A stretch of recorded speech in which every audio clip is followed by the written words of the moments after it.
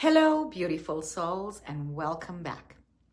If you are an early childhood educator, a childcare professional, or a parent, I want you to take a moment right now to drop your shoulders and let's take one deep collective breath in together.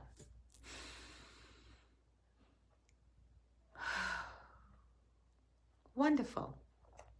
As caregivers, we walk into classrooms and childcare spaces every day, filled with a rainbow of energy. We are surrounded by big emotions, sudden meltdowns, and intense developmental milestones. Often our immediate instinct when a child is dysregulated is to use words, and the words we use is usually stay calm, take a breath. A child's developing brain doesn't actually learn self-regulation through verbal instructions. They learn it through us. They learn it through co-regulation. Today, we are diving deep into the science and the practice of breathwork as our most powerful built-in tool for co-regulation in early education.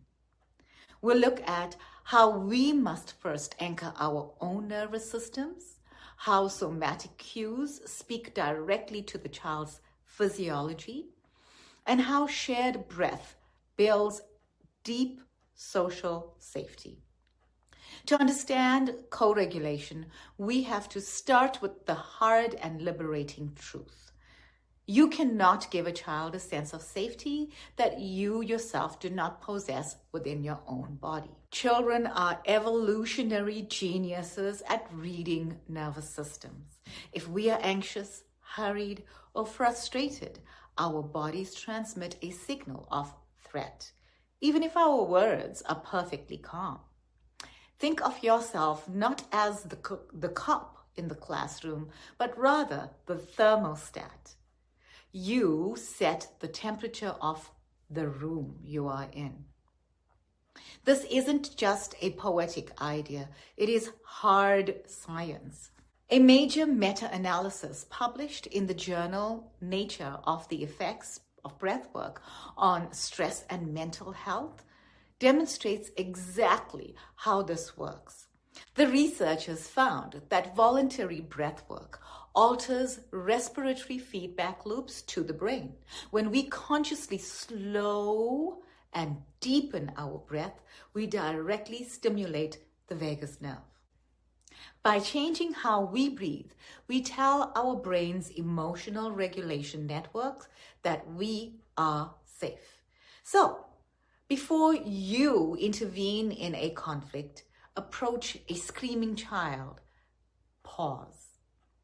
Pause and lengthen your exhale. Make it longer than your inhale. Shift your state. When you shift your physiology from fight or flight to safety, you prepare your body to act as a physiological anchor for the child. Now, once we are anchored, how does that state transfer to the child? This brings us to somatic cues. In a study published in Frontiers in Psychiatry on polyvagal theory, researchers highlight how a regulated adult's physiology acts as a literal co-regulatory anchor. When we are calm, our heart rate variability changes, our muscle tension drops, and even our voice box relaxes, creating what is called a rhythmic prosodic voice. This melodic, warm tone of voice, combined with an open posture, sends physical cues of safety directly to the child's nervous system. It bypasses the cognitive brain entirely, which is shut down during a meltdown anyways, and it speaks directly to their survival brain.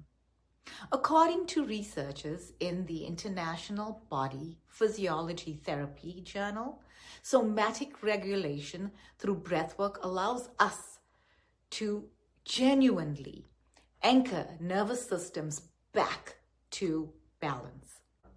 In the classroom, you can practice this through somatic modeling. How do we do this? Get low. Bring your physical presence down to their eye level or below, showing that you are not a threat. Breathe loudly. Don't tell them to breathe. Breathe instead. Help them understand the audibility of the rhythm of your voice and copy that. You use your prosodic voice, speaking slowly, gently, and with a comforting cadence. Because of mirror neurons and our biological drive to sync with caregivers, the child's breathing and heart rate will naturally begin to mimic yours. You are literally sharing your calm. Finally, breathwork isn't just a fire extinguisher for tantrums. It is a proactive foundation for social connection. When a group of people, like a classroom of children and their educators, experience parasympathetic dominance together, it fosters deep social connection, active compassion, and natural physiological co-regulation.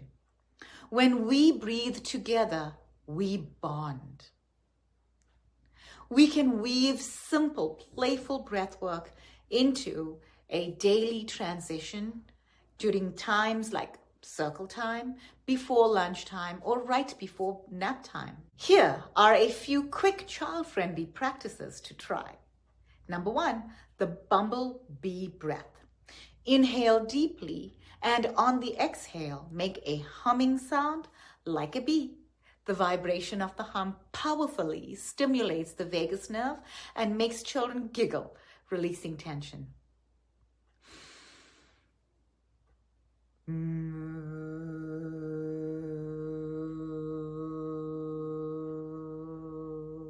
Wonderful.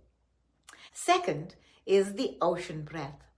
Inhale through the nose and exhale, making a soft ha sound like the waves crashing on the shore. How do we do this though? Making this abstract breathing pattern seem so natural and engaging in a busy classroom. This is exactly why we created Breathwork Stories for kids. When you read interactive books like Ellie the Elephant on Shaky Ground during circle time or before nap time, you aren't just reading to the children. You are guiding them through an entire somatic breathwork protocol. As you follow Ellie through her challenges, you and the children actively participate and practice these physical tools right along with her. My dear friends, changing the culture of our early childhood spaces doesn't require complex, expensive curriculum. It starts right here in our own lungs, in our own hearts, and in the intentional moments we share with our children. By prioritizing your own nervous system regulation, utilizing somatic cues, and building shared moments of connection, you are offering the children in your care the greatest gift possible, a safe harbor in a loud world. When we bring somatic practices into our daily routines, it transforms a simple story time into a powerful shared experience of nervous system alignment.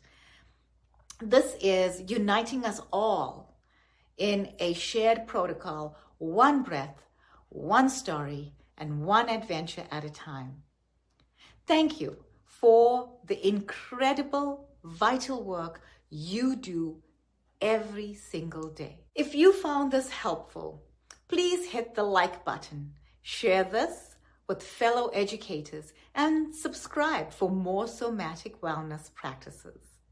Until next time, breathe deeply, stay grounded, and be gentle with yourself. Bye-bye for now.